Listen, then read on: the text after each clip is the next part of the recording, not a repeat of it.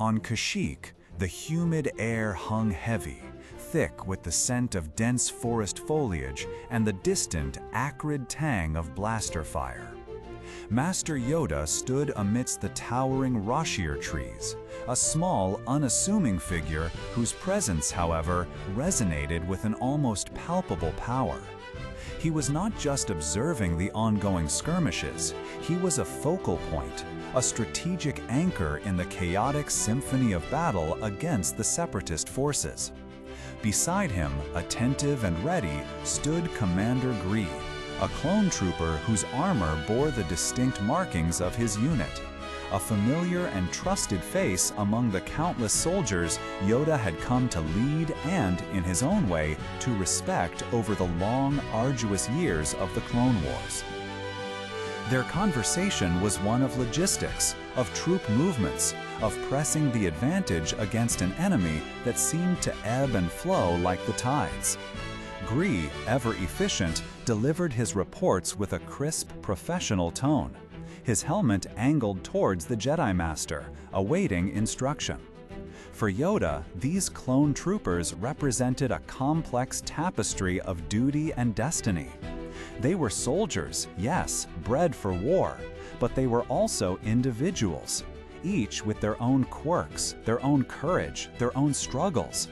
He had seen them grow, had mourned their losses, had celebrated their victories.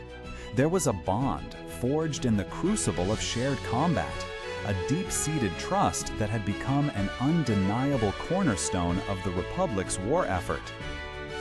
Yet, even in the midst of this urgent briefing, a subtle shift began to ripple through the Force.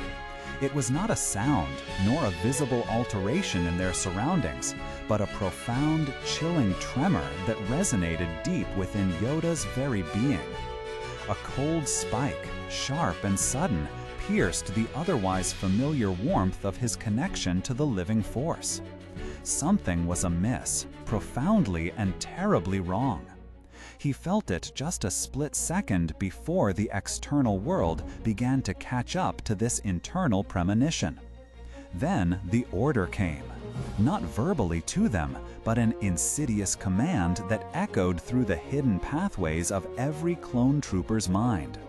A betrayal, not of will, but of implanted directive.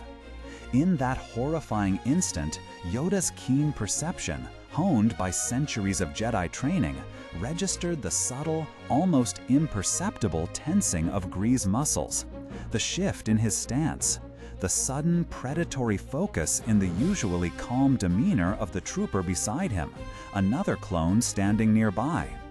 They were no longer allies. They were weapons, turned against him by a master programmer's cruel design. Before a conscious thought could fully form, before the very notion of betrayal could settle in his mind, instinct, pure and raw, took over.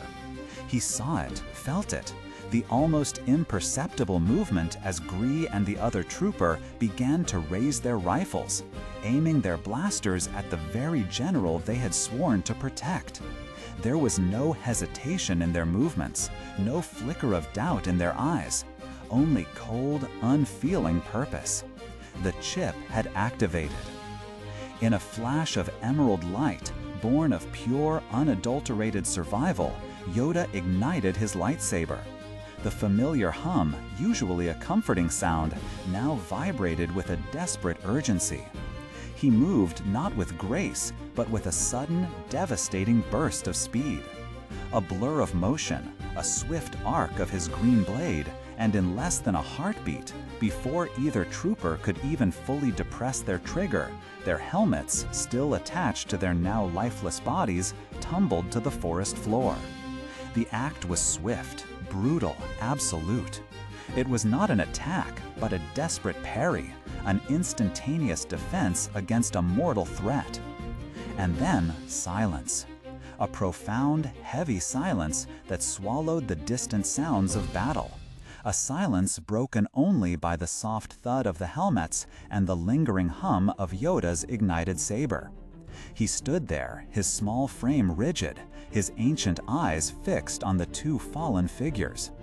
These were not separatist droids, nor enemy soldiers in an open conflict. These were men he had stood beside, fought alongside, men who, just moments ago, were his comrades. The very idea of striking them down, of taking a life, went against every fiber of his being, against every tenet of the Jedi Order he so faithfully embodied. Yet he had been forced to, by an act of insidious treachery that reached into the very minds of those he trusted most. The emotional weight of that moment must have been crushing. To be betrayed by the hands of those you led and respected, to be forced to commit such an act of finality against them, was a personal tragedy that perfectly encapsulated the horror of the Jedi Purge. It wasn't just the fall of an order, it was the shattering of relationships, the brutal unraveling of trust, the turning of friends into unwitting assassins. Yoda, the Grand Master, the wise sage, was reduced to a survivor, a witness to the darkest betrayal. This swift, brutal act was born of necessity, but it was undoubtedly heartbreaking. It was a wound that would never truly heal, a stark reminder of the cost of war and the profound sorrow that accompanies the loss of innocence and the cruel manipulation of loyalty. He would carry this moment, this split-second choice, and its crushing implications for the rest of his long, long life. This pivotal moment for Master Yoda serves as a powerful, somber reflection on the nature of trust, loyalty, and the devastating impact of betrayal.